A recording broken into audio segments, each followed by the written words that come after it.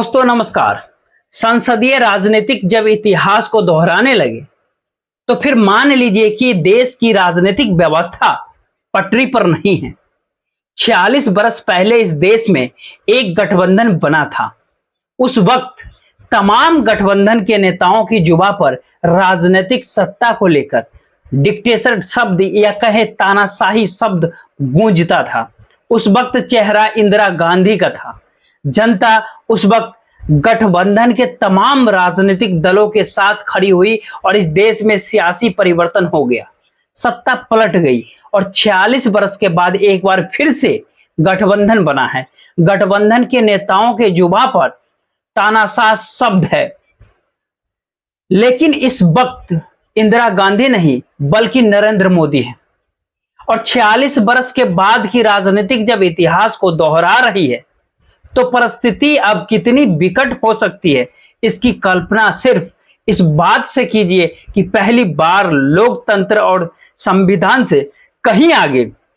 इस देश के आम लोगों से जुड़े मुश्किल हालातों पर और इस देश के बड़े बड़े घोटाले या स्कैम या फिर कहे नेक्सस को लेकर राजनीतिक सत्ता की मनमानी खुले तौर पर चल रही है। और जिसका जिक्र खुले तौर पर आज इंडिया अलायंस, पहला मौका ये जरूर है कि इंडिया अलायंस से जुड़े हर राजनीतिक दल को इस बात का एहसास हो चला है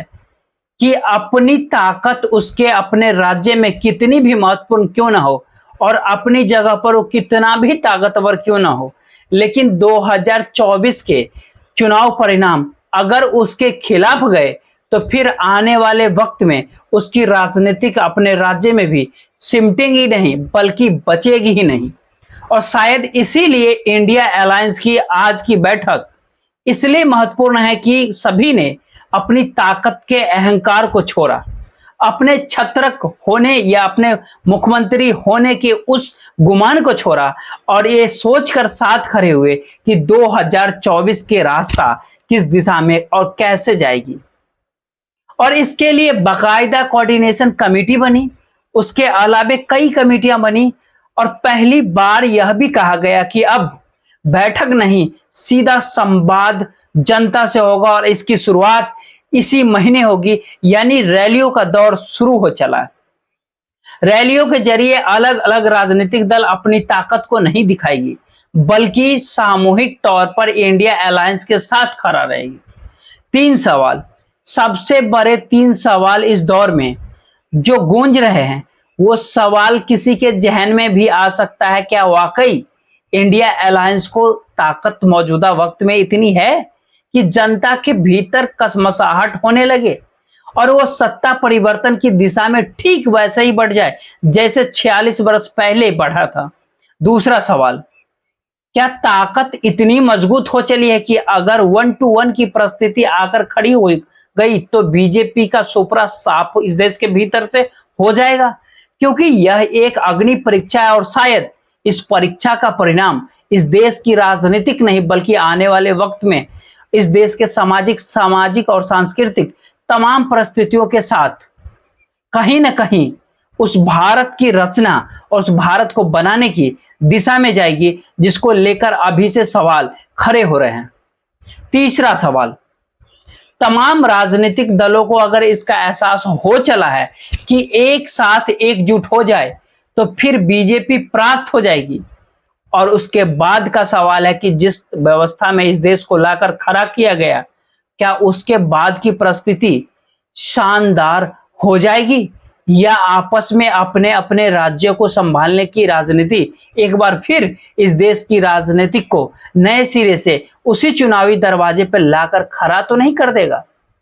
जनता इसका आश्वासन चाहती है, इसका भरोसा चाहती है। इसीलिए आज कमेटियां जो बनी, जो बातें कही गई, और उसमें राहुल गांधी ने जब खुद इन बातों को रखा कि मैं किसी कमेटी में नहीं, मैं इस दौर में ना तो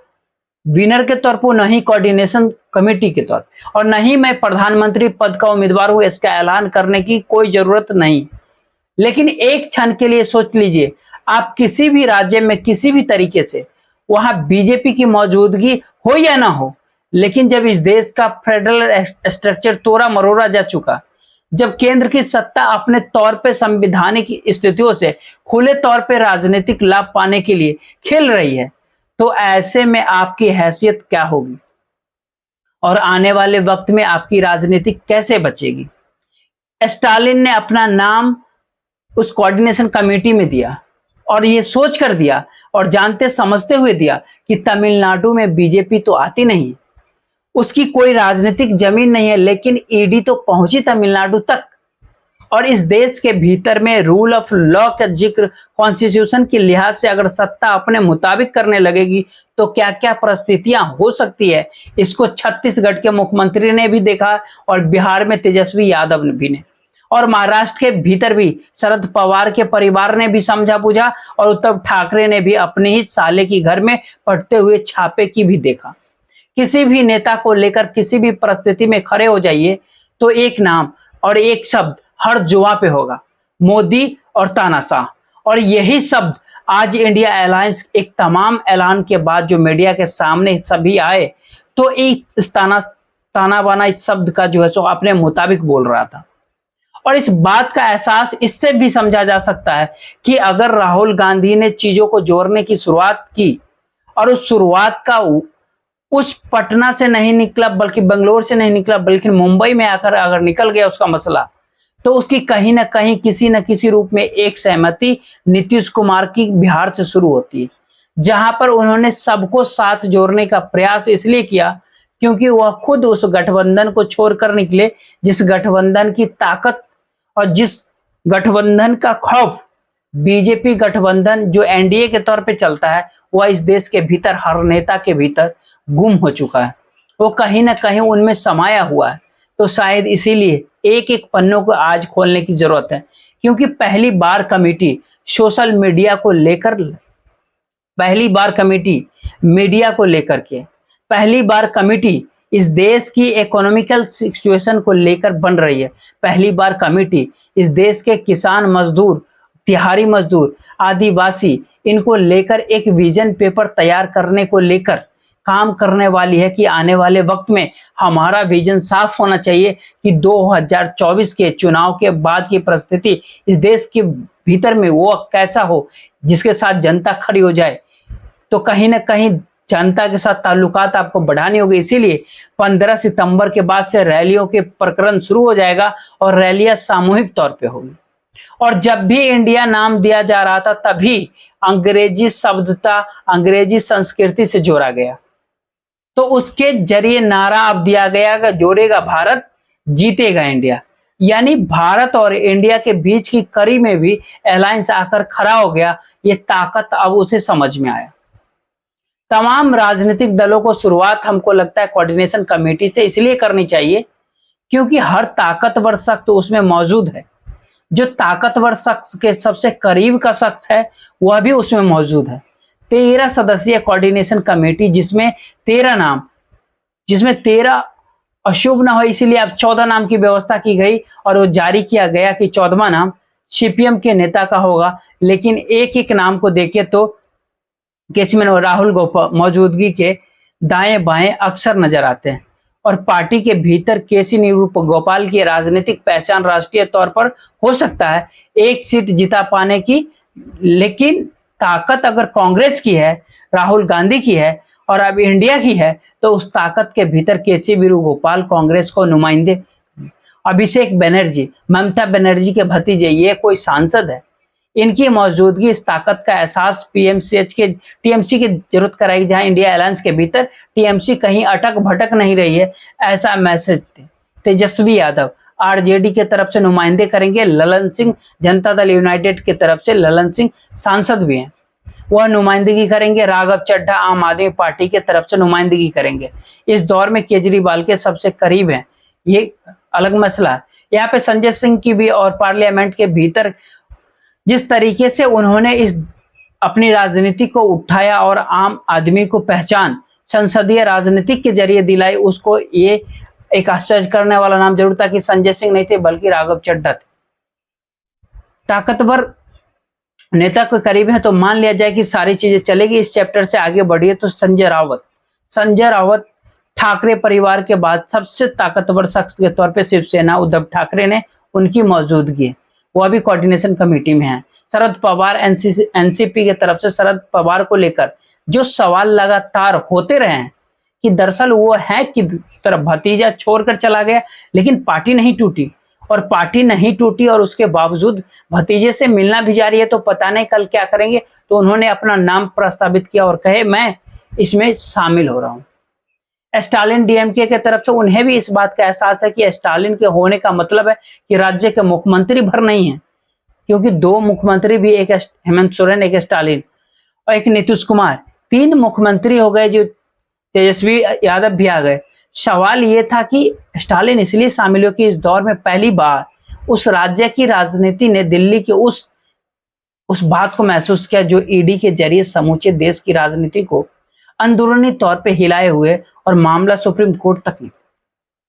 तो स्टालिन डीएमके की तरफ से इस कोऑर्डिनेशन कमेटी में आए, टी राजा सीपीआई की तरफ से आए, नेशनल कॉन्फ्रेंस की तरफ से उमर अब्दुल्ला पीडीपी की तरफ से महबूबा मुफ्ती, जबकि दोनों जानते कि आने वाले वक्त में कश्मीर में चुनाव होने हैं। कश्मीर एक राज्य के तौर पे सुप्रीम कोर्ट ने सरकार कह चुकी है जल्दी वहां चुनाव कराए जाएंगे, और नेशनल कॉन्फ्रेंस और पीडीपी वहां के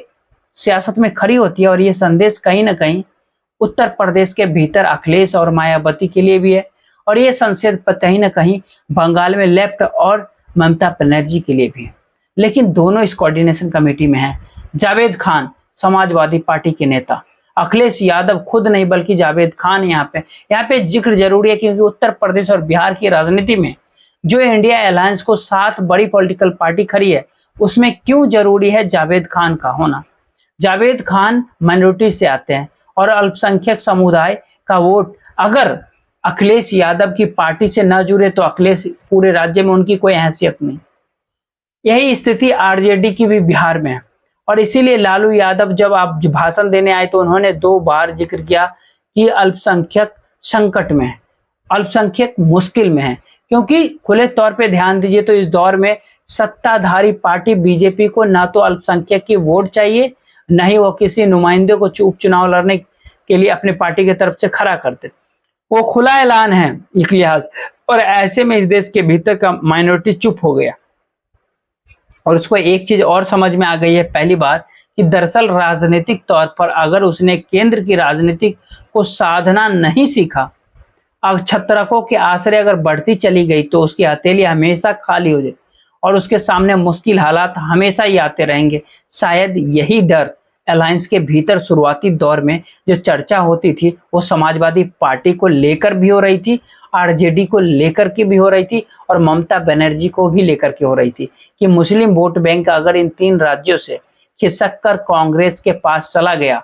यानी उस पॉलिटिकल पार्टी के पास चला गया जो कि विकल्प दे पाने की स्थिति में सेंटर लेवल पे है, स्टेट लेवल का नहीं सवाल सेंट्रल लेवल का है।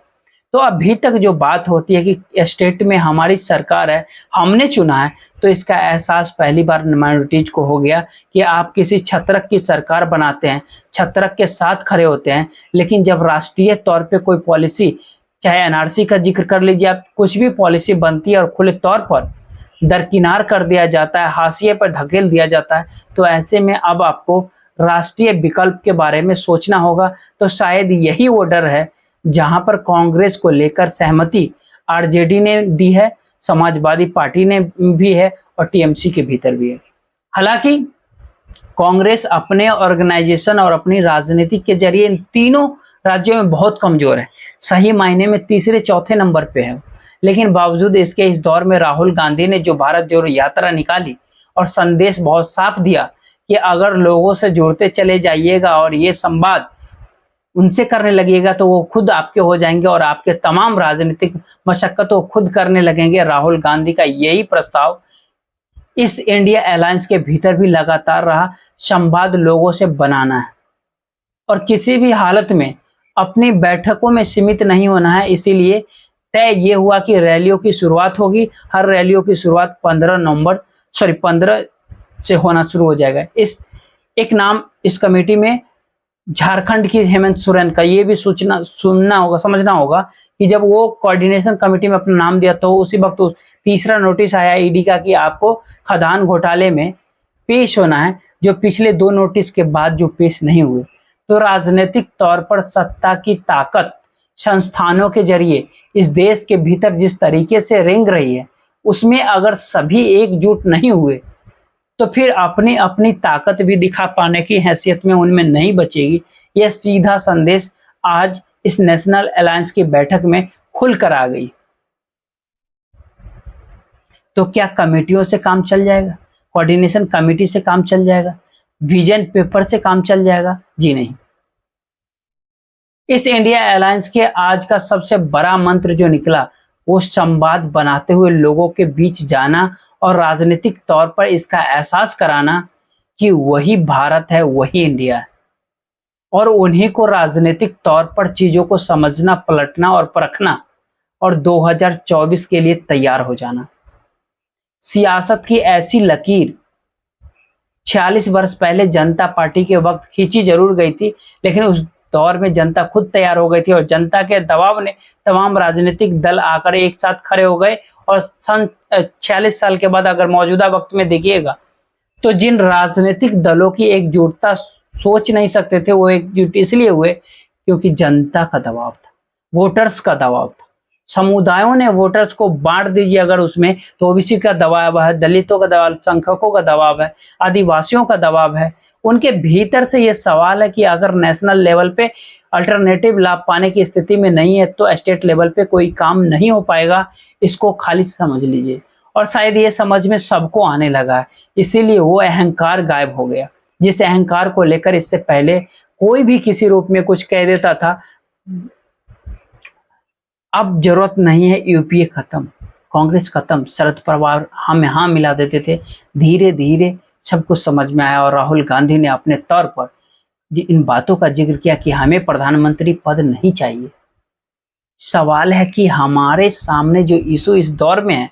उसको आप समझेंगे, और शायद इसीलिए पहली बार किसी अलायंस की बैठक के बाद उन इश्यूज का जिक्र हो रहा था जिन इश्यूज पर खामोशी बरतते हुए अक्सर कहा जाता था आज हमारी बैठक में ये हुआ, ये हुआ, ये हुआ, और फिर प्रेस कॉन्फ्रेंस खत्म हो जाती थी। जी नहीं, पहली बार इस बात का जिक्र हुआ और एक एक करके जो सबने कहना शुरू किया, अगर उसमें ध्यान देंगे तो लालू यादव अगर माइनॉरिटीज का सवाल उठा रहे थे और उनको अपने वोट बैंक के साथ यह भी समझते कि दरअसल वो वोट बैंक शिफ्ट कांग्रेस की तरफ हो रहा है, तो उन्होंने राहुल गांधी का नाम भी लिया। और उसके ठीक समानांतर नीतीश कुमार आए तो उन जानते थे कि दरअसल नब्ज कहां पर है। उन्होंने मीडिया के स्वतंत्रता को लेकर सीधा सवाल किया कि हम सत्ता में रहेंगे तो आप जो मन चाहे सो कर सकते हैं। बड़ी ताकत देता है इस दौर में, ऐसी परिस्थितियों में जब कोई नेता इस तरीके से बोला। हालांकि छिटपुट परिस्थितियां बिहार के भीतर भी है, मीडिया और नीतीश के संबंधों को लेकर सवाल जरूर उठाते, लेकिन ये बंगाल के भीतर भी सवाल उठता है। ममता बनर्जी भी कैसे पेश आती है यह सवाल, राजस्थान में गहलोत की सरकार हो या छत्तीसगढ़ में बघेल की सरकार हो, मीडिया को लेकर उनके जो तौर तरीके इसको लेकर के भी सवाल उठते हैं। लेकिन सवाल है धीरे धीरे समझेंगे, समझ रहे हैं लोग, अन्यथा ये चीज धाराशाही हो जाएगी, इसको भी कोई रोक नहीं सकता है। नीतीश कुमार ने कहा इतिहास बदलने की तौर तरीके ये सीखना और सिखाना चाहिए, लेकिन हर तबके का उत्थान होना चाहिए, उसमें ये सेलेक्टिव है। चुनाव के वक्त से पहले कराने का पासा भी ये फेंक रहे हैं, और शायद ये बड़ा महत्वपूर्ण है कि जब पार्लियामेंट 18 तारीख से बुलाई गई है उसके बाद से देश के भीतर जो संवाद चल पड़ा है वो बता रहा है कि सचेत हो जाइए, एक साथ एकजुट हो जाइए। मल्लिका अर्जुन खड़गे ने कई आगे की छलांग लगाई और साफ तौर पे राज्यसभा, महंगाई, मणिपुर संस्थानों का खत्म, करप्शन,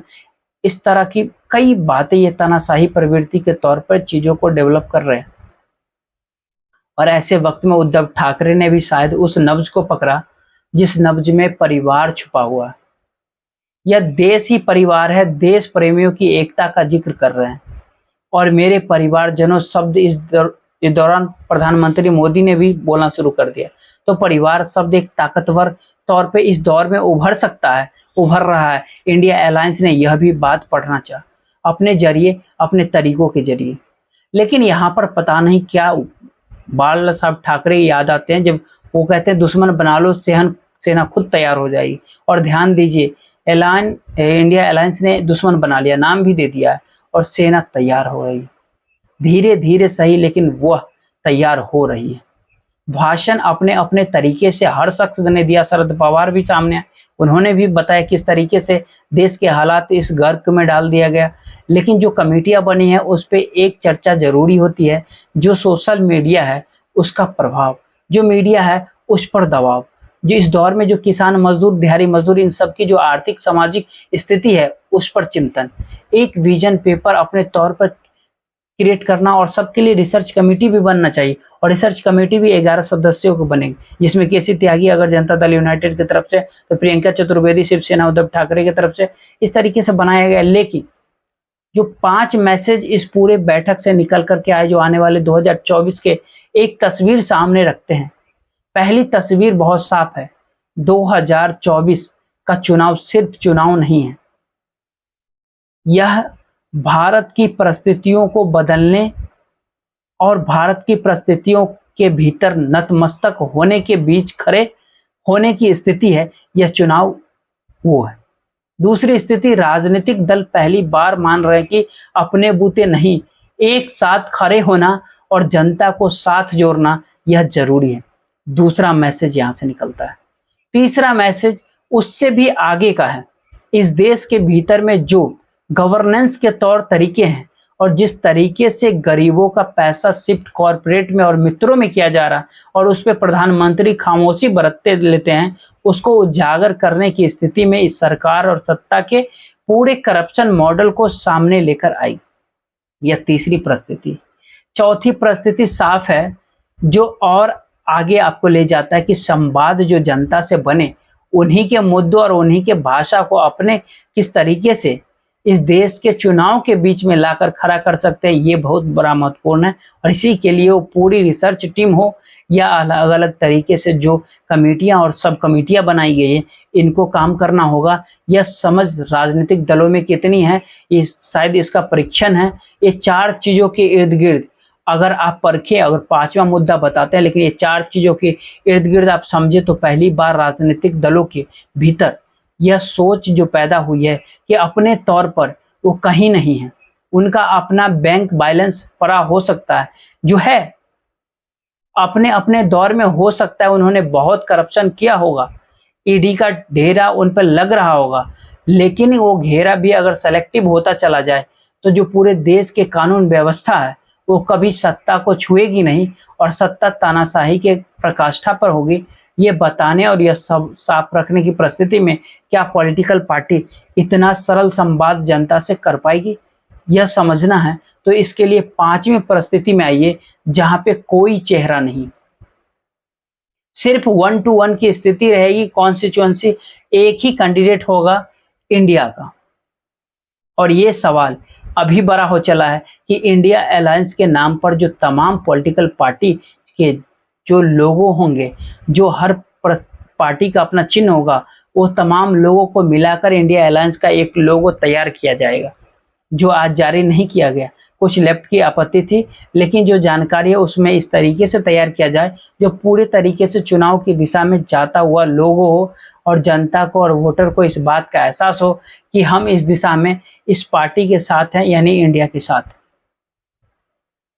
अगर ये 5 परिस्थिति अनुकूल हो जाती है और इतने सक्षम अगर राजनीतिक दल इंडिया अलायंस के भीतर है, तो जिस बात का जिक्र राहुल गांधी ने किया कि 2019 के चुनाव के बाद परिणामों के मद्देनजर अगर इंडिया अलायंस की मौजूदा टीम को देखे तो 60% नुमाइंदगी तो इधर ही है, उस तरफ तो 40% ही है। वो अभी तब जब सभी बिखरे हुए थे, जिसका जिक्र हर ने किया कि अब बिखरना नहीं है। तो क्या ये परिस्थिति 2024 के बीजेपी के लिए खतरे की घंटी बजा चुकी है, जिसको उसने सोचा नहीं था, और इसीलिए एक दाव संसद का विशेष सत्र बुलाकर राज्यों के चुनावों के परिणामों के साथ लोकसभा चुनाव को भी जोड़ने का तो नहीं है। यह एक सवाल है, इस सवाल के शायद कल की जाएगी, लेकिन आज का पैगाम एक ही है कि पहली बार संसदीय राजनीति अपने इतिहास को पलट रही है, या उस इतिहास को दोबारा से लेकर सामने खड़ी है, जहां जनता को ही तय करना है वो अब कहाँ खड़ी है। बहुत बहुत